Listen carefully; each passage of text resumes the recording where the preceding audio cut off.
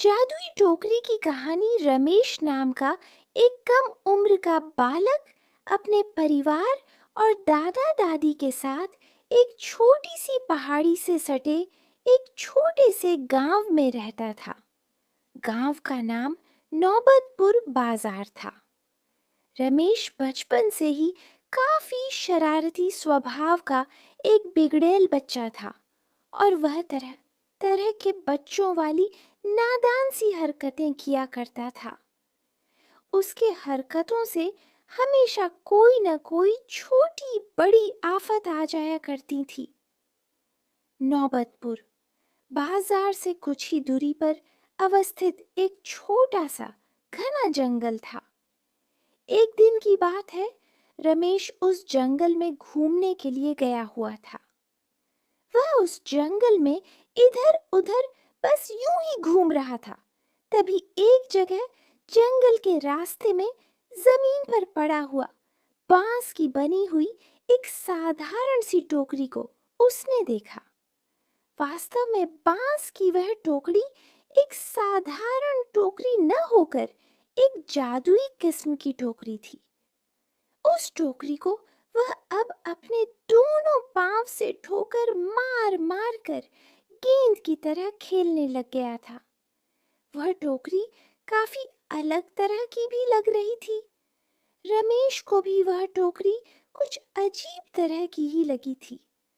अब उस टोकरी के बारे में जानने के लिए रमेश थोड़ा थोड़ा उत्साहित भी होने लगा था।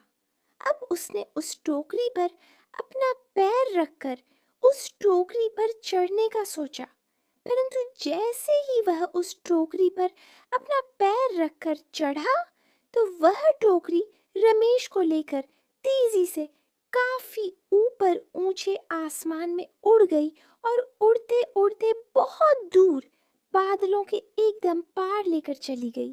फिर घंटे भर बाद एक विशाल महल के अंदर ले जाकर रमेश को उस टोकरी से नीचे उतार दिया। रमेश उस बड़े और रहस्यमय महल में पहुंचकर आश्चर्यचकित होकर रह गया। अब वह महल में इधर-उधर घूमकर जायजा लेने लग गया था। घूमते घूमते रमेश का सामना एक काफी लंबे चौड़े व्यक्ति से हुआ, जो उस समय महल में पड़े हुए बेशकीमती सामान जैसे सोना, चांदी, सिक्का, हीरा, जवाहरात के खजाने के पास खड़ा होकर उस खजाने की रक्षा कर रहा था। उस विशाल व्यक्ति भी अचानक रमेश को देखकर चौंक गया। उसने रमेश से पूछा कि तुम यहाँ तक कैसे पहुँचे हो? रमेश ने उस व्यक्ति को अपनी सारी बीती बातें सही सही बता दी। वह विशाल व्यक्ति काफी दयालु प्रवृत्ति का भी था। उसने रमेश को कुछ खजाना देने की पेशकश भी की, परंतु एक शर्त यह भी रखा कि रमेश बिना पूछे कोई भी चीज इस खजाने में से हाथ नहीं लगाएगा। रमेश अब काफी खुश हो गया था। उसने उस विशाल व्यक्ति की शर्त मान ली थी, लेकिन कुछ दिनों के बाद ही रमेश पर लालच पूरी तरह से हावी हो गया था। उसने बिना पूछे खजाने में से कुछ सोना और जवाहरात चुपचाप चुरा भी लिया था। कुछ दिनों बाद महल के रखवाले को यह एहसास भी हो गया कि खजाने से कुछ सामान गायब है। जब खजाने के रखवाले को रमेश की इस हरकत का पता चला, तो वह काफी गुस्सा हो गया था। उसने रमेश को महल में खोजा। खोजबीन करने के दौरान वह जादुई टोकरी उस विशाल व्यक्ति के पैरों के नीचे दबकर पूरी तरह से टूट फूट गया। उस टोकरी के टूट जाने के कारण अब रमेश का अपने घर वापस जाना संभव नहीं हो सकेगा। उस टोकरी के टूट जाने के कारण रमेश धरती पर वापस कभी नहीं जा सकता था। जब रमेश को यह एहसास हुआ कि उसने काफी बड़ गलती कर दी है, तो वह उस विशाल व्यक्ति के सामने अपने आप को दोषी ठहराते हुए उससे माफी मांगा और जो भी कीमती सामान उसने चोरी किए थे वह सभी सामान खजाने के रखवाले को वापस कर दिया था।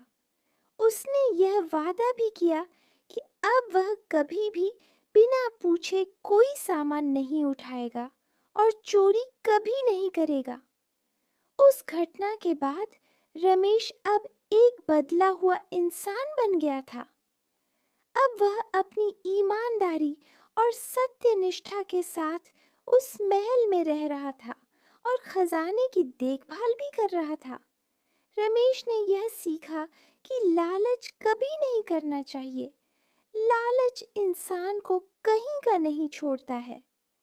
रमेश के चाल चलन एवं बदले हुए स्वभाव को देखकर खजाने के रक्षक उस विशाल व्यक्ति को रमेश नामक उस लड़के पर दया आ गई। उसने फिर से उसी तरह की एक जादुई टोकरी बनाई जिस पर सवार होकर रमेश अब अपने गांव जा सकता था। एक दिन रमेश उस टोकरी पर सवार होकर फिर से अपने गांव की ओर उड़ गया। खजाने के रक्षक ने रमेश को कुछ खजाना भी दिया था।